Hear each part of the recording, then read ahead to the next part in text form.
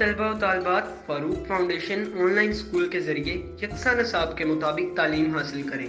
अगर हमारी वीडियोस पसंद आएँ तो चैनल को सब्सक्राइब करें और दोस्तों के साथ शेयर करें और बेल आइकन को लाजमी प्रेस करें ताकि आने वाली नई तालीमी वीडियोस आपको मिल सके। Bismillahirrahmanirrahim. Assalamu alaikum dear students. I am Faisal. I am here to represent recording number 18, class 8, general science, chapter number 4, pollutants and their effects on environment. सबसे पहले आप बच्चों के लिए एक छोटा सा मैसेज कि ऑनलाइन क्लास और ऑनलाइन तालीम के जरिए आप अपने तालीमी इम्तिहानात में नुमाया मार्क्स हासिल कर सकते हैं। आप अपनी तालीम और उम्र के हिसाब से मज़ीद तालीम हासिल करें। आप अपने पेरेंट्स का मोबाइल फ़ोन या कंप्यूटर पर जैसे उनके लिए इजी हो हमारी तालीमी वीडियोस के ज़रिए तालीम हासिल करने के लिए रिक्वेस्ट करें। आप कोशिश करें कि डेली आपने 1 से 2 घंटे आपने लास्ट में ऑनलाइन क्लासेस ज्वाइन करनी है। इसका फ़ायदा ये होगा कि जब आप पेपर्स की तैयारी करेंगे तो आपको काफ़ी चीज़ें आपको क्लियर होंगी और सिलेबस कवर होगा, आपके कंसेप्ट अच्छे होंगे और आप इंशाल्लाह अच्छे मार्क्स हासिल कर सकते हैं। आप हमारे प्लेटफॉर्म से फ्री ऑफ कॉस्ट बगैर किसी फीस चार्जेस से मुफ्त तालीम हासिल कर सकते हैं। हमारे platform Farooq foundation online school पर तमाम तालीमी वीडियोस दस्तयाब हैं। आप इजीली वहाँ से कोई भी जो आपके क्लास के मुताबिक आपने जो वीडियोस आपने ओपन करनी है वहाँ से आप तालीम हासिल कर सकते हैं। आए आज आप अपना नेक्स्ट टॉपिक अपना लेक्चर स्टार्ट करते हैं। पेज नंबर आज हम जो स्टार्ट करना है पेज नंबर 48 से। लास्ट टाइम हमने डिफरेंट पॉल्यूटेंट्स के बारे में पढ़े थे, एयर पॉल्यूटेंट्स के बारे में। फिर हमने उनके सोर्सेस पढ़े थे कि ये एयर पॉल्यूटेंट्स कहाँ से निकलते हैं। कुछ हमने नेचुरल सोर्सेस पढ़े थे, कुछ हमने ह्यूमन मेड एक्टिविटीज वाले ये जो व्हीकल्स वाला ये क्लोरोफ्लोरोकार्बन्स का। कुछ हमने नेचुरल पढ़े थे, वोल्केनो इरप्शन वगैरह और रोटिंग वेजिटेशन, वो नेचुरल प्रोसेस थे। तो आज हम देखते हैं कि properties of air pollutants their effect on human organ system कि एयर पॉल्यूटेंट्स की प्रॉपर्टीज क्या है, वो किस हद तक नुकसानदेह है और उनका ह्यूमन ऑर्गन सिस्टम पर क्या इफेक्ट है, क्या वो हमारी बॉडी के लिए नुकसानदेह है या नहीं। ये सारी खसूसियात आज हम डिस्कस करेंगे। पहले नंबर पे है कार्बन मोनोऑक्साइड। कार्बन मोनोऑक्साइड हमें पता है ये गैस कहाँ से, इसका मेन सोर्सेज देखा जाए तो हमने कहा था इनकम्प्लीट बर्निंग होती है कोल की। फिर हमने कहा था जो व्हीकल से स्मोक निकलता है उधर से भी कार्बन मोनोऑक्साइड खारिज होता है, इंडस्ट्रीज का जो स्मोक है वहां से भी। तो अब देखते हैं इसकी खसूसियत क्या है, इसकी प्रॉपर्टी क्या है। Carbon monoxide is a colourless, ये कलरलेस गैस है, इसका कोई कलर नहीं है। ऑर्डरलेस, इसके कोई ऑर्डर नहीं है। एंड पॉइजनस गैस, और ये जहरीली गैस है। तो कार्बन मोनोऑक्साइड क्या है बच्चों, कलरलेस है, नंबर 1 ऑर्डरलेस है और पॉइजनस गैस है। इट अफेक्ट्स, ये अफेक्ट करती है the human organ system badly, कि ये ह्यूमन ऑर्गन सिस्टम्स है, हमारा जो इंसानी जिस्म का ऑर्गन सिस्टम है उसको बुरी तरह से मुतासिर करती है। एंड काजेज हेडेक, सर का दर्द का बायस बनता है। ब्रेन डैमेज भी हो सकता है इस गैस से। एंड रेस्पिरेटरी सिस्टम, और ये रेस्पिरेटरी सिस्टम के जो सांस लेने के जो मसाइल है उसका भी बायस बन सकती है। तो कार्बन मोनोऑक्साइड एक कलरलेस गैस है, ऑर्डरलेस एंड पॉइजनस गैस है। इसका अफेक्ट क्या होगा, it affects the human organ system badly. किस तरह ये अफेक्ट करती है, काजेस हेडेक काज करके, brain damage, number 2 brain damage, and most important respiratory system, सांस लेने के मसाइल का बायस बनती है कार्बन मोनोऑक्साइड। आगे देखते हैं when carbon monoxide reaches our blood. अब वो बता रहा है कि क्या कैसे नुकसान देती है। जब कार्बन मोनोऑक्साइड हमारे ब्लड में पहुंचती है, इट बाइंड्स विद हेमोग्लोबिन, ये हेमोग्लोबिन के साथ क्या कर देती है, बाइंड हो जाती है। And reduces it's oxygen carrying capacity. Haemoglobin हमने ये एक ऑक्सीजन कैरिंग ये एक पिगमेंट है, ठीक है। हेमोग्लोबिन ये ऑक्सीजन के साथ क्या है, कंबाइन कर जाता है। लेकिन ऐसा होता है जब कार्बन मोनोऑक्साइड हमारे ब्लड में पहुंच जाए तो ये हेमोग्लोबिन ऑक्सीजन के बजाय किसके साथ अटैच हो जाता है, कार्बन मोनोऑक्साइड के साथ। इस तरह जो ऑक्सीजन की जो डेफिशिएंसी हो जाती है हमारी बॉडी में, और अगर ये कार्बन मोनोऑक्साइड ज्यादा क्वांटिटी में हो तो ये इंसान की क्या हो जाती है, डेथ का भी बाइस बनती है। सफोकेशन, दम घुटने का जो प्रोसेस होता है वो इसी गैस की वजह से होता है, कार्बन मोनोऑक्साइड की। कार्बन मोनोऑक्साइड के बारे में था, आपने इसके पॉइंट से याद किया करें कि ये तो कलरलेस है, ये ऑर्डरलेस है और पॉइजनस गैस है। ये ह्यूमन सिस्टम को, ऑर्गन सिस्टम को इफेक्ट करती है बैडली। क्या खास करके हेडेक के problems, brain damage, respiratory problem. फिर वो कहता है कार्बन मोनोऑक्साइड ब्लड में जब पहुंचती है, इट बाइंड्स, ये बाइंड हो जाती है हेमोग्लोबिन के साथ and it reduces it's oxygen carrying capacity. और हेमोग्लोबिन के साथ ये कंबाइन हो जाती है तो उसकी ऑक्सीजन कैरिंग कैपेसिटी कम कर जाती है। कैपेसिटी कम करने का ये नुकसान होता है कि हमारी जो बॉडी के अंदर ऑक्सीजन की कंसंट्रेशन कम हो जाती है। ये कार्बन मोनोऑक्साइड के बारे में था। नेक्स्ट हम चलते हैं सल्फर डाइऑक्साइड। सल्फर डाइऑक्साइड क्या है? It is a colourless gas, इसका भी कोई कलर नहीं होता। विद इरिटेटिंग स्मेल, इसकी स्मेल होती है जो इरिटेट करती है, चुभती है। जैसे आप इसको स्मेल करते हो तो ऐसा लगता है कि चुभ रही है आपकी नाक को ना, तो ये कहलाती है irritating smell. It dissolve in rain water. Sulphur dioxide कहाँ डिजॉल्व हो जाती है? रेन वाटर, बारिश के पानी में। एंड काजेस एसिड रेन, और ये क्या काज करती है? Acid rain. जैसे हम कहते हैं अक्सर उर्दू में या इस तरह तेजाबी बारिश जिसे हम कहते हैं, तो किसकी वजह से होती है तेजाबी बारिश? इस वजह से होती है जब सल्फर डाइऑक्साइड जो गैस होती है वो बारिश के पानी में क्या हो जाती है? हल हो जाती है, डिजॉल्व हो जाती है। उसके नतीजे में वो किसका बाइस बनती है? एसिड रेन का। It dissolves in rain water, ये रेन वाटर में डिजॉल्व होकर एंड कॉजेस एसिड रेन, और एसिड रेन का बाइस बनती है। अब क्या होता है? एक्सपोजर टू सल्फर डाइऑक्साइड, कि अगर कोई सल्फर डाइऑक्साइड गैस से एक्सपोज होता है या वो इनहेल करता है, exposure two sulphur dioxide causes breathing difficulty, सांस लेने में दुश्वारी होती है अगर ये गैस आप इनहेल कर लें। न्यूमोनिया जैसी बीमारी होती है, लंग कैंसर एक्सेट्रा भी किससे हो सकता है? Sulphur dioxide. तो सल्फर डाइऑक्साइड कौन सी बीमारियां पैदा कर सकती है? एक तो ब्रीथिंग डिफिकल्टी, सांस लेने में मसला। दूसरे नंबर पे निमोनिया जैसी बीमारी, वो भी किसकी वजह से होती है? सल्फर डाइऑक्साइड की वजह से मोस्टली। और लंग कैंसर के जो लंग्स होते हैं उसका जो कैंसर होता है वो भी मोस्टली किसकी वजह से है? Sulphur dioxide. तो आपने इस तरह इनकी प्रॉपर्टीज याद करनी है कि कार्बन मोनोऑक्साइड क्या इफेक्ट करती है। अब देखिए कार्बन मोनोऑक्साइड हेडेक ये करे, जबकि सल्फर डाइऑक्साइड क्या कर रही थी? Breathing difficulties, pneumonia and lung cancer etcetera. ये हमारा सल्फर डाइऑक्साइड हो गया। अब वो कहता है इंटरेस्टिंग इंफॉर्मेशन है, सल्फर डाइऑक्साइड कॉजेज।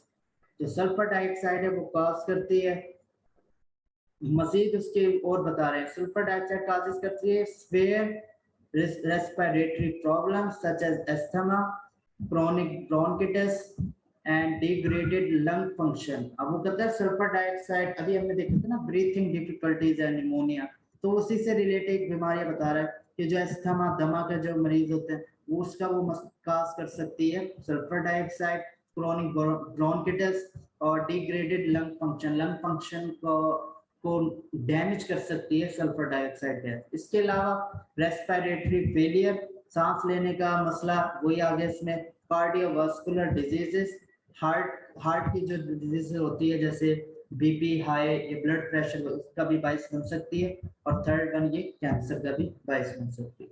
तो ये आपने इसको भी इसी तरह याद करना है कि कार्बन मोनोऑक्साइड की खसूसियत क्या है। पहले तो उसकी खसूसियत कि वो ऑर्डरलेस है या कलरलेस। उसके बाद आपने बताना है कि कौन कौन से प्रॉब्लम्स कॉज कर सकती हैं, कौन कौन सी बीमारियां ये कॉज कर सकती हैं। तो इस तरह ये आपने कार्बन मोनोऑक्साइड हो गया, सल्फर डाइऑक्साइड हो गया। उसके अलावा आपने इंटरेस्टिंग इंफॉर्मेशन देखनी है। अगर आप ये सिर्फ इतना भी लिख लेंगे तो ये भी काफी होगा सल्फर डाइऑक्साइड के लंग कैंसर, निमोनिया और ब्रीथिंग डिफिकल्टी। अब आते हैं oxide of nitrogen. Oxides of nitrogen, oxides of nitrogen are all toxic gases. ये जो जितनी भी गैसेस हैं ऑक्साइड्स की, नाइट्रोजन की, ये क्या है? टॉक्सिक है। Oxides of nitrogen are toxic है, जहरीली गैसेस हैं। They dissolve in rain water, ये भी बारिश के पानी में क्या हो जाती है? डिजॉल्व हो जाती हैं, जैसे सल्फर डाइऑक्साइड गैस डिजॉल्व हो जाती थी। They dissolve in rain water to cause acid rain. ये भी बारिश के पानी में हल होकर कौन सी बारिश बनाती है? तेजाबी बारिश का बारिश बनती है, एसिड रेन जिसे कहते हैं। जब एसिड रेन हमारे ऊपर आती है तो आजकल इतनी पॉल्यूशन है कि जब भी बारिश का जो पानी बारिश होती है तो वो फिजा में जो जितनी भी गैसेज हैं जैसे SO2 ऑक्साइड ऑफ नाइट्रोजन, तो वो एक प्रॉब्लम बारिश बनती है। वो बारिश सेहतमंद बारिश नहीं कहलाती, उनके पॉल्यूशन ज्यादा है हमारे एनवायरमेंट। नेक्स्ट अगर हम बात करें इसके अलावा, they have spare effects on lungs, के ये लंग्स पर ये स्पेयर इफेक्ट्स होता है एंड डैमेज देम, यानी मोस्टली ये ज्यादातर ये डैमेज करती है लंग्स को, जिससे हम सांस लेते हैं, फेफड़े जिसे हम बोलते हैं। लंग्स पे ये oxide of nitrogen spare effect करती है और उनको डैमेज करती है। तो जो लंग कैंसर था वो सल्फर डाइऑक्साइड था। अब आपको कहें कि कौन सी ऐसी गैस है जो स्पेयर इफेक्ट करती है लंग्स का, तो आप कहोगे ऑक्साइड्स ऑफ नाइट्रोजन। तो उनकी ये जो डिजीजेस हैं, जो बीमार काजेज हैं, इनको भी देखो तो तकरीबन कुछ की सेम है, कुछ की डिफरेंट। जैसे हेडेक है, ब्रेन डैमेज है, ये रेस्पिरेटरी प्रॉब्लम कार्बन मोनोऑक्साइड का भी है, रेस्पिरेटरी प्रॉब्लम सल्फर डाइऑक्साइड का भी है, और ये जो लंग्स का है ये भी तो रेस्पिरेटरी है। तो ये दोनों में ये जो ये बीमारी है रेस्पिरेटरी वाली, ये तीनों के अंदर कॉमन है। बाकी इसमें है कि हेडेक वगैरह तो वो कार्बन मोनोऑक्साइड आ जाएगा। फिर आपसे गए कि breathing difficulty, pneumonia, lung cancer, ये सल्फर डाइऑक्साइड। फिर they have spare effects on lungs and damage them. अब जो सिर्फ और सिर्फ लंग्स के ऊपर जो स्पेयर इफेक्ट है वो कौन सी गैस कर रही है? Oxides of nitrogen. तो आपने इस तरह याद करना है इनमें फर्क करके, क्योंकि आपसे पेपर में आ सकता है कि सल्फर डाइऑक्साइड के बारे में लिखना है। तो सबसे पहले आपने क्या लिखना है कि वो कलरलेस है, उसकी स्मेल कैसी है। उसके बाद फिर आपने बताना है कि क्या वो पानी रेन वाटर में डिसॉल्व हो जाती है। अब फिर उसके बारे में आपने बताना है कि वो कौन कौन सी बीमारियां क्या करती है, कॉज करती है। जैसे रेन वाटर में कौन कौन सी गैसेज डिसॉल्व हो रही हैं, हमने देखा सल्फर डाइऑक्साइड और ऑक्साइड्स ऑफ नाइट्रोजन, ये इस एसिड रेन है उसका बाइस बन रही है, दो गैसेज। आगे हम चलते हैं। ये देखो effect of oxides of nitrogen on lungs. ये लंग्स के ऊपर जो सल्फ नाइट्रोजन की ऑक्साइड ऑफ नाइट्रोजन है कितना स्फीयर इफेक्ट प्रोड्यूस कर रहे हैं। ये है oxide of nitrogen release by burning of fuel head. हमें पता है ऑक्साइड ऑफ नाइट्रोजन कैसे निकलते थे, अगर कोल और फ्यूल को एक हाई टेम्परेचर पर इंडस्ट्री में बर्न करें तो कौन सी गैसेज निकलती हैं? Oxide of nitrogen. अब है effects of human activities on environment, कि अब जो ह्यूमन एक्टिविटीज है, जो इंसानी जो एक्टिविटीज हैं, उनका माहौल पर क्या असर अंदाज है। एक और इंफॉर्मेशन हम पेज नंबर 49 पे शेयर कर लेते हैं। सल्फर डाइऑक्साइड डिस्ट्रॉय तबाह कर देती है क्लोरोप्लास्ट इन प्लांट्स के अंदर। As a result photosynthesis and plant growth are affected. कहते हैं एक और है कि ये सल्फर जो डाइऑक्साइड है ये क्लोरोप्लास्ट होता है पौधों के अंदर, उसको क्या कर देती है? कंप्लीटली डिस्ट्रॉय कर देती है। उसका नतीजा क्या होता है? फोटोसिंथेसिस प्लांट ग्रोथ है। जब क्लोरोप्लास्ट नहीं होगा तो फोटोसिंथेसिस का भी प्रोसेस क्या हो जाएगा? स्टॉप हो जाएगा और पौधा डेफिनेटली क्या हो जाएगा? मुरझा जाएगा या मर जाएगा। Human effect of human activities और एनवायरनमेंट की अगर हम बात करें, ह्यूमन एक्टिविटीज कौन कौन सी? Such as burning of fuels, ईंधन का जलना, एक्सटेंसिव यूज ऑफ व्हीकल्स, गाड़ियों का ज्यादा यूज, एरोसोल्स, ये जो हम स्प्रे वगैरह पढ़े, फर्टिलाइजर्स, ये खाद स्प्रे खाद जो हम देते हैं, इंसेक्टिसाइड, पेस्टिसाइड एक्सेट्रा। तो ये जो सारे जो हम ये काम कर रहे हैं वो कहता है ये हमारे एनवायरनमेंट को बुरी तरह अफेक्ट कर रहे हैं। Human activities such as burning of fuels, हम पेट्रोल जला रहे हैं, कोयला जला रहे हैं, एक्सटेंसिव यूज ऑफ व्हीकल्स, गाड़ियों का ज्यादा इस्तेमाल जिसके जरिए में ज्यादा स्मोक निकलना और ज्यादा पोल्यूशन, एरोसोल्स का इस्तेमाल, फर्टिलाइजर, खादों का हम डिफरेंट केमिकल खादें हम का इस्तेमाल करते हैं अपनी जमीनों के लिए, इंसेक्टिसाइड, पेस्टिसाइड, और ये डिफरेंट ह्यूमन एक्टिविटीज हैं जो हमारे एनवायरनमेंट को मुतासिर कर रही हैं। एंड डिफॉरेस्टेशन, जंगलात का कटाव। Are affecting the environment badly, हमारे माहौल को बुरी तरह क्या कर रहे हैं, मुतासिर कर रहा है। We will discuss here a few example, हम कुछ एग्जांपल इसके बारे में डिस्कस। सबसे पहला जो इफेक्ट है जो ह्यूमन एक्टिविटीज की वजह से हो रहा है वो है ग्रीन हाउस इफेक्ट। देखते हैं ग्रीन हाउस इफेक्ट क्या है, ये इसमें देखते हैं। When sunlight falls on earth, ये जो सनलाइट जब फॉल्स होती है जमीन पर, अर्थ पर, a small part of it is absorbed by the earth, तो एक उसका छोटा पोर्शन अर्थ क्या कर लेते हैं, एब्जॉर्ब कर लेती है, and is converted to heat energy, और वो उसको क्या कर लेती है, हीट एनर्जी में कन्वर्ट कर लेती है। A part of this heat energy is reflected by the earth back to the atmosphere, उसी का हीट एनर्जी का जो पार्ट है वो क्या हो जाता है, रिफ्लेक्ट बैक हो जाता है by the earth back to the atmosphere, वही वापस क्या चला जाता है, एटमॉस्फेयर पर वापस चला जाता है। यानी सूरज की रोशनी जमीन पर पड़ी, जमीन ने उसे क्या किया, एब्जॉर्ब किया कुछ उसका हिस्सा, और उसका एब्जॉर्ब कर उसको कन्वर्ट कर दिया हीट एनर्जी में। अब ये समझो इधर हीट एनर्जी में कन्वर्ट हो गया। अब क्या होता है कि ये हीट एनर्जी है, ये वापस कहाँ चली जाती है, एटमॉस्फेयर पर रिफ्लेक्ट हो जाती है, बैक वापस चली जाती है जहां से आई। तो उस नतीजे में क्या होता है, जो फिजा के जो इन्वायरमेंट का जो टेम्परेचर है वो ज्यादा गर्म नहीं हो पाता, काफी हद तक वो थोड़ा सा जो होगा उसकी रिक्वायरमेंट्स के हिसाब से, लेकिन इसलिए उसका जो ओवरऑल टेम्परेचर वो ज्यादा हाई नहीं होता। लेकिन ऐसा क्या होता है कि फिजा का जो टेम्परेचर है, हमारी अर्थ का जो आजकल जो टेम्परेचर है वो ज्यादा होता जा रहा है, इसकी वजह से greenhouse effect, global warming.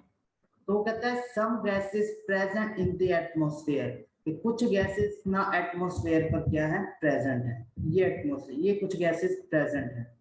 Carbon dioxide, methane, oxides of nitrogen, water vapour, ये कुछ गैसेस हैं जो ये एटमॉस्फेयर पर प्रेजेंट है। ये जमीन है हमारी, ये समझो एटमॉस्फेयर है, ये लिखा हुआ एटमॉस्फेयर। जमीन पर ये सूरज की रोशनी पड़ती है, वो उसको अब्सॉर्ब करती है, हीट एनर्जी में कन्वर्ट होती है। अब वो हीट एनर्जी एटमॉस्फेयर पर चली गई, ये देखो ये एटमॉस्फेयर के ऊपर चली गई, जमीन से एटमॉस्फेयर। अब क्या होता है, इस एटमॉस्फेयर में कुछ गैसेस प्रेजेंट है, some gases are present in atmosphere, इसके अंदर कुछ गैसेस प्रेजेंट है।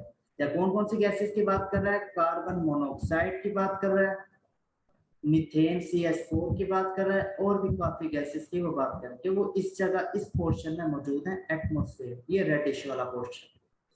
अब क्या होता है, ये जो गैसेस प्रेजेंट है ये trap a part of the heat reflected by the earth causing increase in atmospheric temperature। अब ये जो गैसेस प्रेजेंट हैं, अब ये गैसेस क्या करेंगी, जो हीट जो जमीन से एटमॉस्फेयर की तरफ आई है रिफ्लेक्ट होकर, ये उनको क्या कर लेगी, एब्जॉर्ब कर लेगी।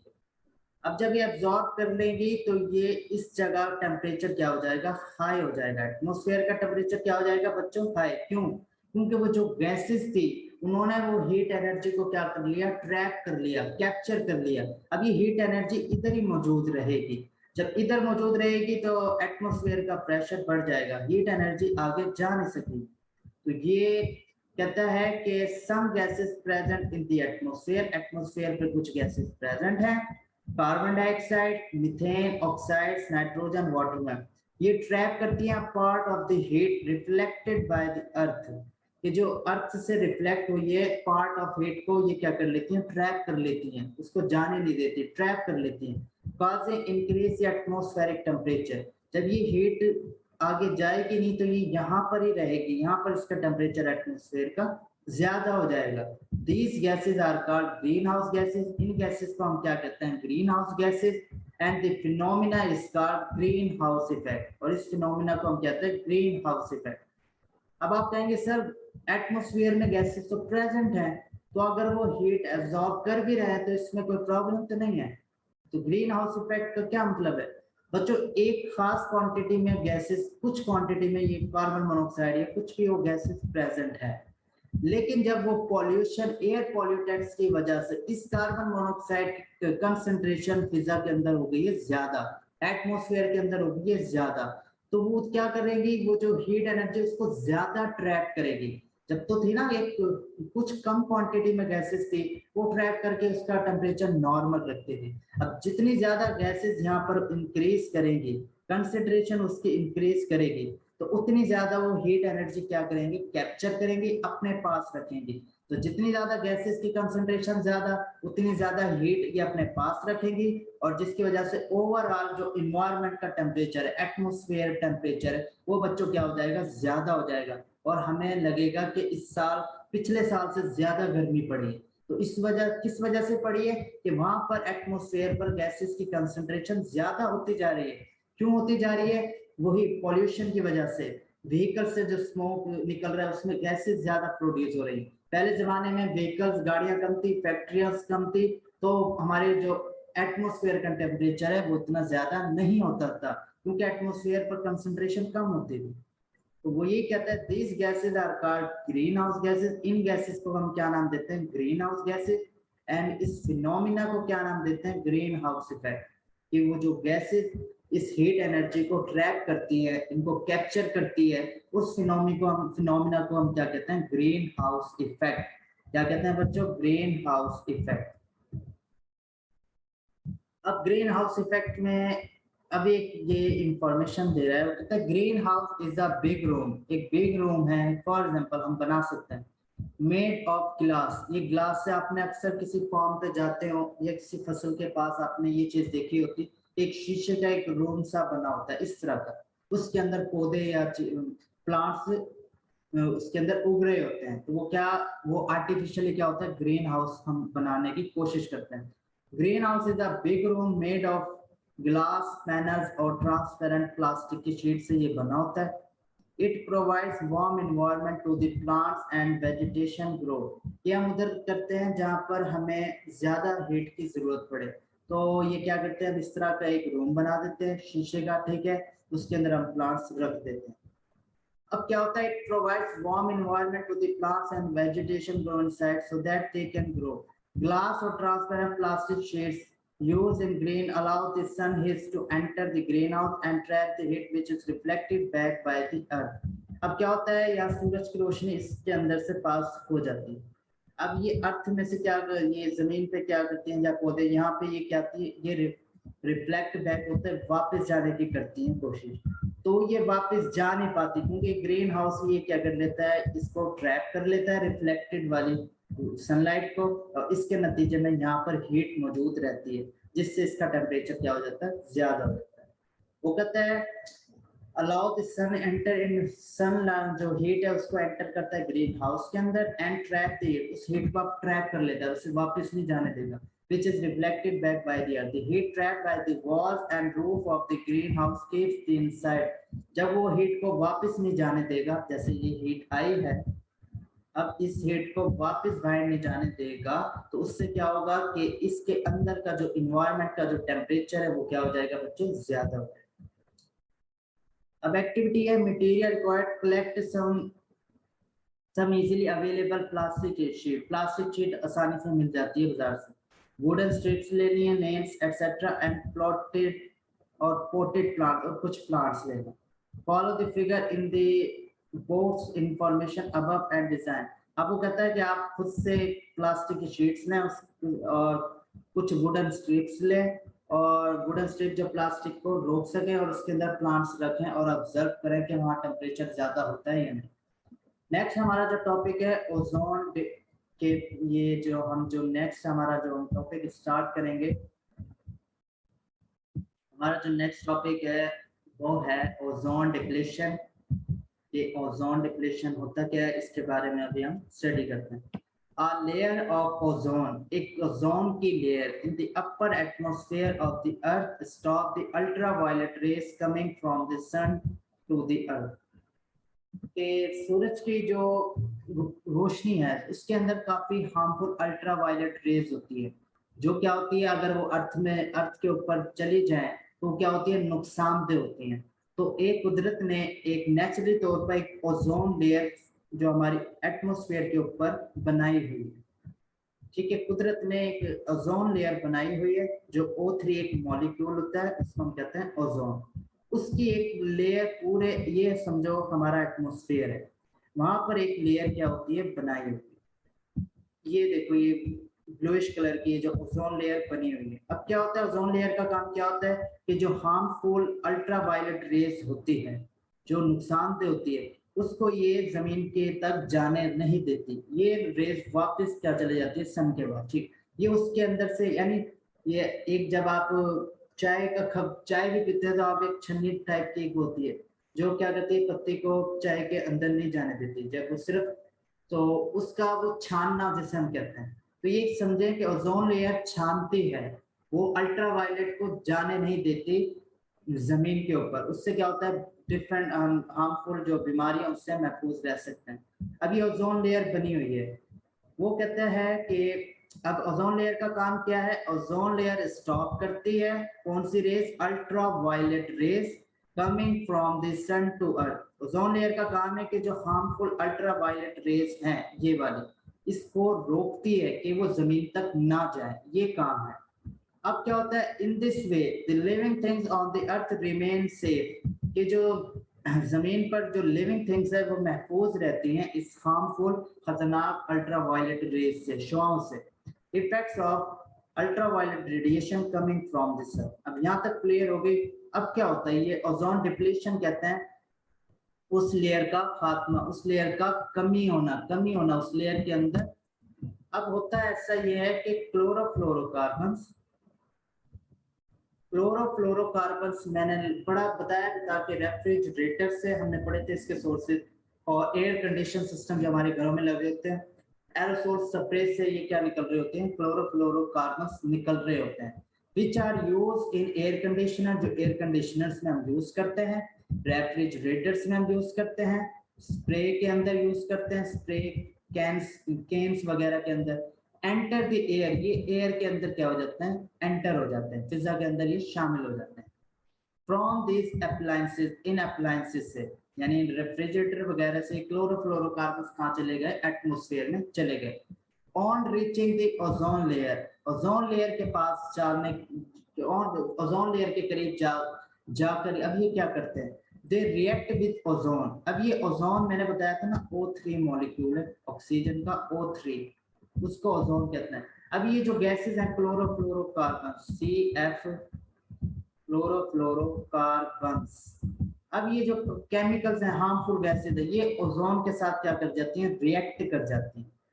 अब ये जब ओजोन के, they react with ozone and cause thinning of this layer. अब ये फॉर एग्जांपल ओजोन, इसके अंदर फॉर एग्जांपल मैं बताऊं 100 मॉलिक्यूल है, मिसाल के तौर पर 100 ओजोन के मॉलिक्यूल हैं, यानी ये लेयर बनी हुई है 100 ओजोन के मॉलिक्यूल से। अब ये क्लोरोफ्लोरोकार्बन से फर्ज करें 10 ओजोन के मॉलिक्यूल रिएक्ट कर जाते हैं। बाकी बच्चों बताओ, इसके अब 100 में से कितने बचेंगे, 10 तो वो रिएक्ट कर चुके हैं, 10 तो अब वो लेयर के अंदर नहीं रहे, तो बाकी कितने बचेंगे, 90 फॉर एग्जांपल मॉलिक्यूल बचेंगे। तो बताओ ये जो लेयर थी 100 की, अब ये कम होगी या ज्यादा होगी, आप कहोगे सर इसकी जो विड्थ है, जो इसकी चौड़ाई है, वो क्या होगी, कम होगी। अब ये इसकी इतनी हो जाएगी, थिन हो जाएगी, ठीक है। ये पहले ये मैं इस तरह कह देता हूँ, ये लेयर थी पहले। अब इसके अंदर जो ओजोन के जो मॉलिक्यूल थे वो क्लोरोफ्लोरोकार्बन के साथ रिएक्ट कर गए कुछ मॉलिक्यूल। अब जो इसकी जो लेयर है वो पहले इतनी थी, इतनी इसकी विड्थ थी, चौड़ाई थी, अब वो कम होकर इतनी रह गई। अब आप खुद बताओ, जब ये लेयर कम होती जाएगी तो क्या चांसेस ज्यादा नहीं है कि जो हार्मफुल सनलाइट की रेज हैं वो इस कम वाली लेयर में से पास कर जाए। बहुत ज्यादा चांसेस है कि हार्मफुल जो रेज हैं वो इस थिन वाली, थिन लेयर है ना, ये है थिक लेयर, मोटी लेयर, ये है थिन लेयर, कमजोर लेयर। अब सनलाइट की जो हार्मफुल रेज है वो इसमें से तो जा नहीं सकती क्योंकि ये थिक है। लेकिन अगर ये लेयर थिन हो जाए तो ये सनलाइट की जो रेज है, हार्मफुल अल्ट्रावायलेट रेज जो हार्मफुल है, वो क्या करेंगे, अब आसानी से पास कर जाएंगे और हमारे जो अर्थ लिविंग थिंग्स है अर्थ के अंदर, वहां पहुंचकर ये क्या करेंगे, नुकसानदेह का बायस बनेंगे। तो ये चीज इसके अंदर बताई गई है कि जो क्लोरोफ्लोरोकार्बन है विच आर यूज, अब क्या होता है, on reacting ozone layer, they react with ozone, ozone के साथ ये मॉलिक्यूल, ये जो क्लोरोफ्लोरोकार्बन रिएक्ट कर जाते हैं और काज करते हैं thinning of this layer, layer का कम करना, उसकी चौड़ाई कम करने, ठीक है। यानी पहले थिक मोटी थी, अब क्या हो जाएगी, थिन हो जाएगी, पतली। Hence the ozone layer is depleted. Depleted मतलब कम हो जाना, उसकी चौड़ाई कम हो जाना। The ozone layer is depleted. इस फिनोमिना को क्या करते हैं? Ozone depletion. ओजोन डिप्लेशन समझ आ गई कि एक लेयर है ओजोन की, अब वो जो कुछ हार्मफुल जो क्लोरोफ्लोरोकार्बन है वो ओजोन के मॉलिक्यूल से रिएक्ट कर रहे हैं। अब जब वो रिएक्ट करते हैं तो उसके नतीजे में क्या होती है? ओजोन की लेयर कम हो जाती है। उस कम होने के अमल को हम कहते हैं ओजोन डिप्लेशन। ओजोन डिप्लेशन, अब वो कहता है थ्रू द, जो ओजोन डिप्लेशन है, जो अब इसके अंदर हम जो बात करें, कहता है through the thin ozone layer. अब ओजोन लेयर थिन हो गई है, ultra violet rays of the sun pass, वो आसानी से पास कर जाएंगी and reach the earth, earth पर रीच करेंगे। Where they affect, reach the earth, earth पर पहुंचने के बाद where they affect the life by causing serious diseases. अब कौन कौन से डिजीजेस काज कर सकते हैं? स्किन कैंसर और आई प्रॉब्लम्स का ये बाइस बन सकती है। These ultra violet rays also increase, ये टेम्परेचर भी अर्थ का बढ़ा सकती है। इसका मैं एक डायग्राम पीछे, इससे आपको ओजोन डिप्लेशन समझ आ जाएगी कि ये ओजोन लेयर है, एक लेयर बनी हुई है। अब ये लेयर की चौड़ाई ये समझिए इतनी है चौड़ाई, ठीक है। अब ये क्लोरोफ्लोरोकार्बन ये इसके साथ क्या करते थे? रिएक्ट। अब इसकी चौड़ाई बच्चों इतनी हो गई। अब देखो ये ओजोन क्या हो गई है? डिप्लीट हो गई है, डिप्लेशन हो गई है। अब ये इतनी लेयर बच गई है, इसकी इतनी लेयर बच गई। पहले कितनी लेयर थी? इतनी। अब ये कितनी लेयर बच गई? इतनी। तो ये इसका 22 बन रहा है। पहले लेयर इतनी थी, अब ये इतना, ये जो क्लोरोफ्लोरोकार्बन इस ओजोन के साथ रिएक्ट करके उस लेयर को इतना कर दिया है इस तरह।